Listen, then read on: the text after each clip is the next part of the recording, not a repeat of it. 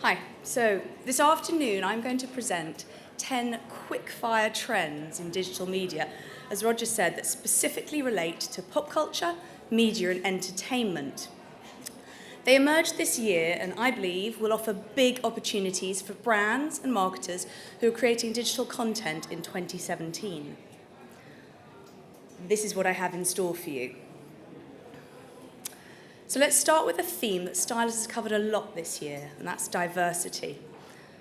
Attitudes to diversity across media and marketing have evolved at speed this year. We started the year with Jaden Smith modelling women's wear for Louis Vuitton, saw Crazy Ex-Girlfriend smash stereotypes of bisexuality, witnessed Waylon Smithers come out on The Simpsons, and Lego launched its first disabled minifigure.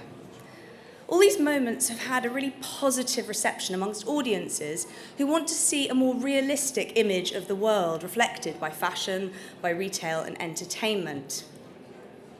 The latest report by the Gay and Lesbian Alliance Against Defamation on portrayals of LGBTQ people on TV showed a positive improvement in representation, particularly in 2016. However, GLAAD stressed that many of these characters still portray harmful stereotypes as gay characters are killed off in high numbers. Earlier this year, such deaths on Netflix's Orange is the New Black caused a big protest from fans. Their narrative presence may be growing, but this community is still frequently portrayed as secondary and as disposable. However, we're hopeful this may change as minority creatives get behind the camera as much as in front of it. This year, we saw a significant handful of BME creators getting new shows. So we had Issa Rae's Insecure on HBO, Donald Glover's Atlanta, Ava DuVernay doing A Wrinkle in Time, and of course Lin-Manuel Miranda with the smash hit Hamilton. And what about a diverse representation in advertising? Well, Channel 4 ran a competition this year, Superhumans Wanted, that tied in with their coverage of the Paralympics. The competition aimed to encourage advertisers to feature disability in their ads. Beating 90 other brands, Mars won £1 million worth of commercial airtime for 3 ads featuring a diverse cast of disabled actors.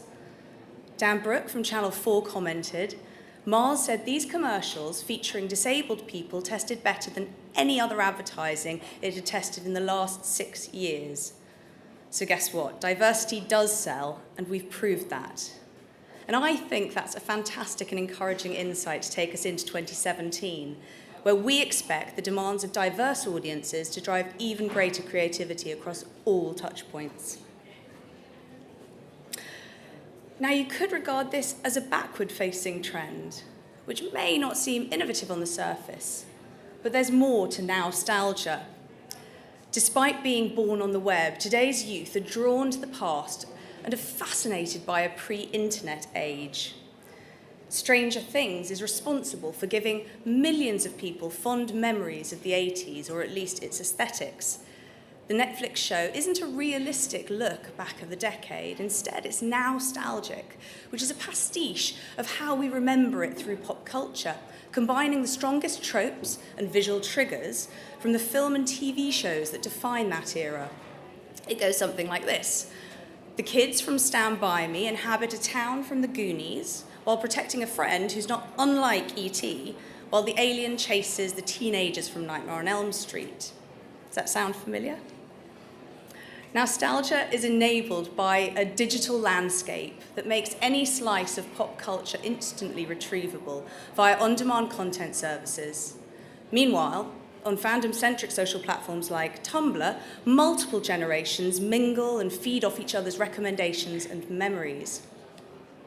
At the same time, audiences are demonstrating an earnest appreciation for 80s and 90s brands and products. Pepsi brought back Crystal Pepsi for a limited run, although no one really liked it back then anyway.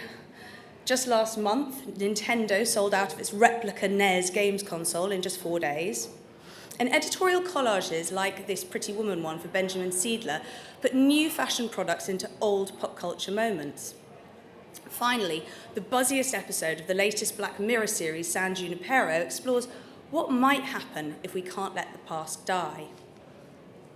More than simple nostalgia, nostalgia is interesting because it takes the old and it reframes it in this modern perspective, contrasting past and present. And that's what ultimately drove the success of Stranger Things as a story. The old tropes are in there, but they're being subverted. And when the subversion fails, the audience took passionate notice. The death of sideline character Barb was bemoaned by fans. The challenge now is for brands not to rehash the past, but instead deconstruct it and find new ways of telling old stories to make them relevant again. Next up at number 3, we've got the maturing of the gaming sector. The 20-year-old Pokemon franchise came back into the public eye with Pokemon Go, the AR gaming sensation of the summer. 50 million daily active users went to visit real-life geolocations around the world to catch and train these digital monsters on their phones. Here you can see a crowd of players in Madrid and a rather daring one in Bosnia. But mobile gaming hasn't appeared from nowhere. In fact, 55% of US consumers report playing games on their smartphones, and gaming apps have better 60-day retention rates than any other app category, including social and shopping. Some might wave this away as a one-off, so let's pause for some facts.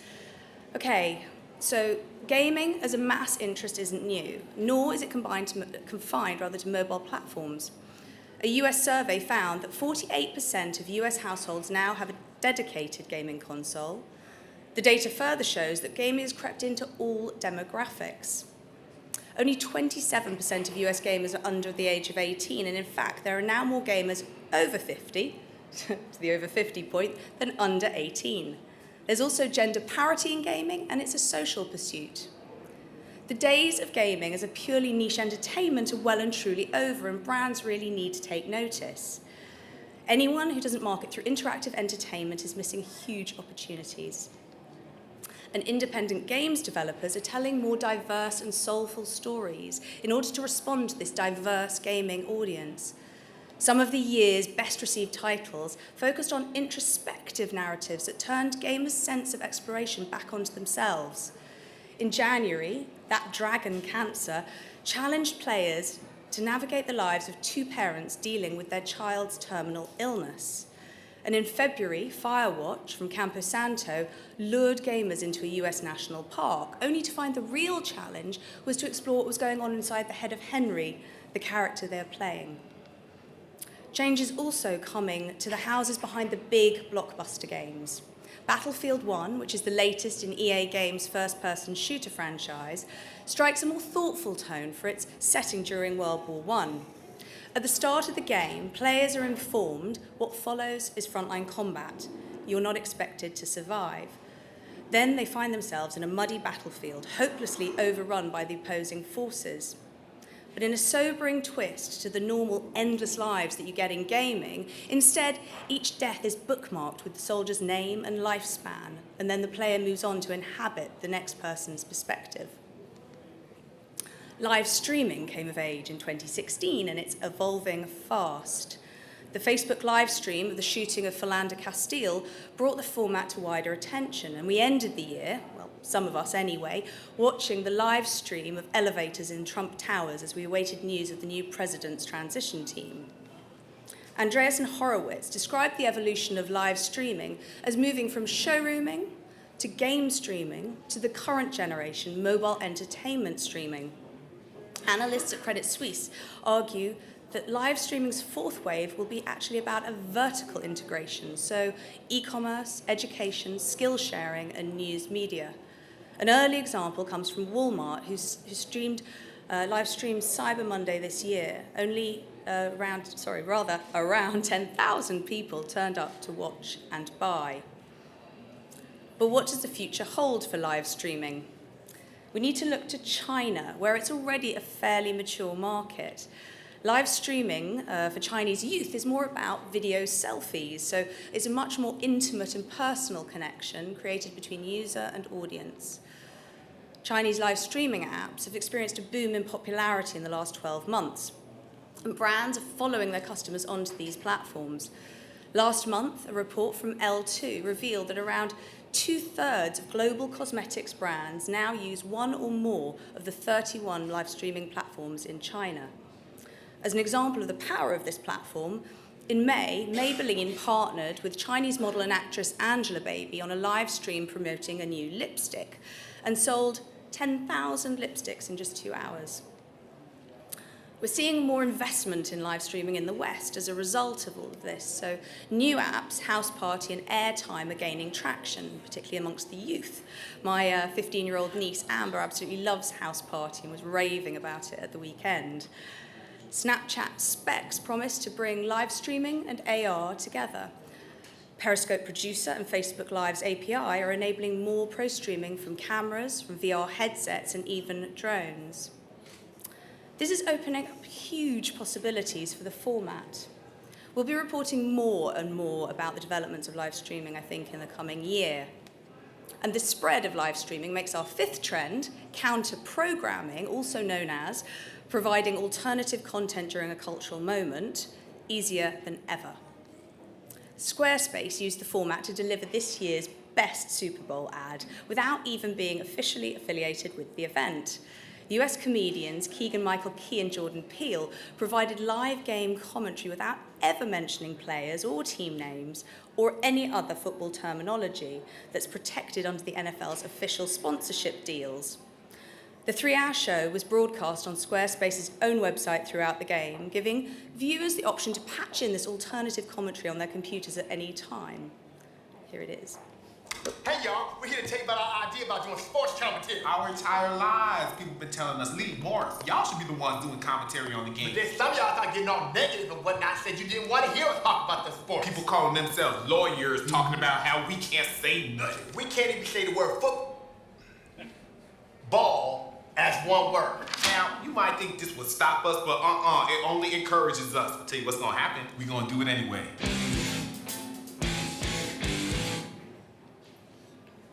So Squarespace isn't alone in event jacking. During the final US presidential debate, The Daily Show simply used Facebook to provide its aggravated audience with a Zen garden. During the 90-minute event, the placid display amassed 2 million views. The immediate interactivity of live-streamed counter-programming opens up the possibility of audience commentary, which is a really important content space in its own right. Last year in China, Durex posted here a 4-hour-long video where almost nothing happens. The point of the experience was to give Chinese netizens a space to practice Danmu, or bullet text, which is an online commentary format that's particular to Asian web spaces, where there's a real-time crawl of comments layered directly on top of video. Durex's video hosted over 20,000 user comments relating to the brand and the event. These sort of surrogate media experiences, the ability to consume a piece of media through another person's perspective, are also driving Rift TV, which lets content creators record video commentary to any show on Netflix. Other viewers can then legally insert the commentary into the show in a screen-in-screen widget. Counter-programming is really about acknowledging that in a complex world, people are hungry for complex perspectives. Formats like the ones proposed by Rift TV provide a really powerful way of making such perspectives heard. This is all about making it easy to turn a broadcast into a conversation. Consumer creators themselves have begun using tools for such kind of content. So Hype is a new app from the developers of the much-mourned Vine.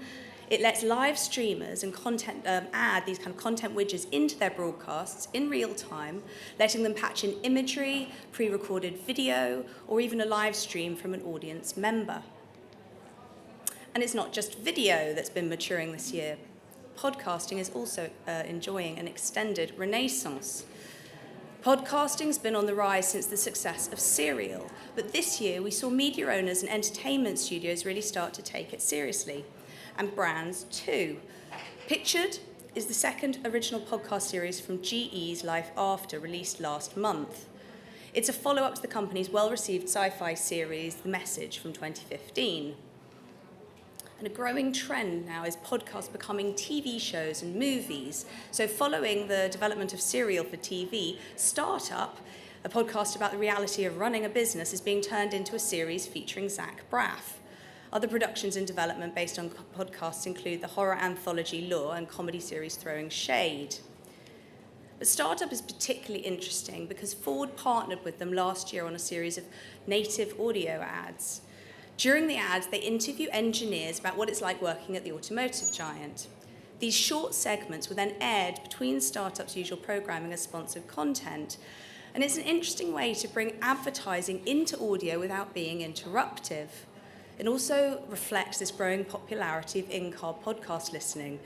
As cars start to become more internet connected, there's an opportunity for many new people to become regular podcast listeners. Trend number 7, food. Food content reigned supreme in 2016.